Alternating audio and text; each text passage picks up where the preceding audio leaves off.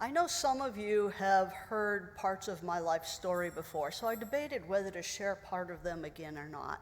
And then I decided, it's worth repeating how God works in our life and the fact that we need to share our stories with the world, to be a witness to the world, to show the world that we have a God that's relevant today, that lives here and is working in our lives. Many are the plans of a man's heart. Many are the plans of a woman's heart. And I'm a planner. And so I like to make plans. And I really like things to go the way I planned. But second part says, but the Lord's purpose prevails. Well, that has been proven to me over and over again in my life. So to give you some context for my story, I was an engineer in the Air Force for over 28 years and now retired. But that meant we moved every couple years. And so we moved around. We're used to that. And in theory, there's a dream sheet and you can put in your desires of where you would like to go. Doesn't always work, but you can at least express your wishes. So we're living in Tucson and I get an assignment to Iceland. And yes, that is a northern island, right? Cold. So once my husband got over the shock of, what, Iceland? I gave him the option. So Iceland's one of those unique places where I could have gone for 1 year by myself, or we could go 2 years as an entire family. And it took Dick 3 seconds to say, yeah, we're all going. So we're in Iceland, and that's considered a short tour, remote tour, which means I would have priority for the next assignment coming out of there. So I should have been able to go where I desired. Well, it didn't work that way. We got an assignment to Japan. And then to add insult to injury, I wasn't going as an engineer. I was going as a planner in the air operations world with a bunch of flyer guys that don't know what they're doing. So anyway, I fought that, right? I did not want to go there. And it wasn't right. It was not supposed to happen. But I lost. So we end up there as a family. Now my son, the oldest one, Evan, is 15 while we're there. And I got to tell you, that's really a hard year, I guess, for 15-year-old boys, but for their parents especially, because he was rebellious, and the more he rebelled, the more we tried to control him, and it didn't work, and it just was a vicious circle. And finally I was at wit's end, so I finally did what I should have done in the beginning and just handed it to God and said, I can't do this anymore. You are going to have to intervene. Well, it was either that exact day or the very next day that both our kids are at swim practice, at swim team, and Evan's swimming the 50-meter pool underwater, and he passes out underwater, and nobody sees him.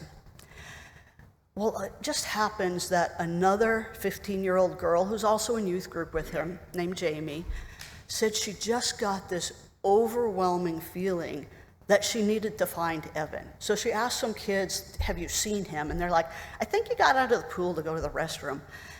And she says, it did not feel right. So she got in the water and started looking for him, and she found him on the bottom of the pool up against a wall. And he was gone at that point. I mean, he'd stopped breathing, but his heart had stopped also. They pulled him out and did CPR and were able to revive him. And by the grace of God, I mean, he had no permanent damage and was revived. I got to tell you, God hit us over the head with a 2x4 that day. He changed our perspectives on life. I mean, it didn't make a 15-year-old boy perfect after that, but it changed how we viewed things and how we viewed life. In looking back on this, I can see how God used this experience to prepare Evan for his job. See, in Iceland, they had a rescue squadron there. So these are the people that go jump in the water, go climb mountains, jump out of airplanes to rescue people, to search for people and rescue them. So we got to see what that community does. And then when we were in Japan, where I did not want to be, but we were for 4 years, Evan worked as a lifeguard with some airmen that had not passed the program to become pararescue men. And so he found out from them what that training was really about, how to do it. Then Evan decides that's what he's going to be, as a pararescue man. And that's for him, at that time, it was a 3-year training program, and about 90% of the people that enter do not make it through the program. And most of them don't make it through the program because of the water part of it. They're afraid of drowning, and they do lots of different crazy exercises to teach you not to panic in water. Well, this prepared my son, because he looked back and said, oh, you know what? I've drowned before. I know what that's like, okay? And if that happens to me, they're gonna pull me out of the water, and I get to sit on the side of the pool and watch everybody else still doing it, okay?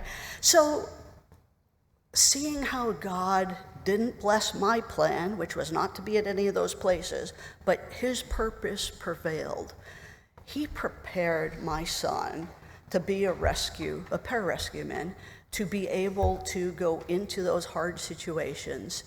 Their motto is that others might live. And there's been lots of times where we've seen how Evan has done that in different situations, but probably one of the most dramatic ones is, Evan got to, many years later, after training, be part of the rescue team that saved 13 lives of a soccer team that was trapped in a cave in Thailand.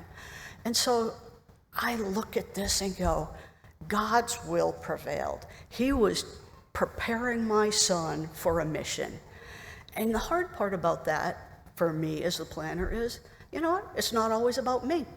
Sometimes God messes up my plans for somebody else's purpose, to prepare someone else. And it's not always fun being used by God, but accept it. It's life, it happens. And so I can look back and see how God used this whole situation for his purpose. The problem is sometimes it truly is about me. So the end of 2021 and really the year of 2022 were really hard, difficult years for me. And I spent a lot of that time just sitting with the question, is it enough to be valued by God? The mind knows it is, but the heart doesn't necessarily feel that way. And so I sat with that question for a while, and then God created this situation where I was part of a spiritual formation mentorship program in 2022, which was amazing. But I could look back and see how I needed to be in that place of brokenness to enter into that program, into a posture with humility, so that God could rebuild me and show me that the person he created me to be from birth and those experiences that I've had in life were necessary for me to be transformed more and more into the image of Christ. And so now, when I sit in those difficult situations, or I sit with other people that are going through difficult situations, I try to enter into this in a question of, what is it that God is teaching me in this time? And it's not always obvious in that moment, in that hardship, and it might be that I can look back later and see how God has worked in that.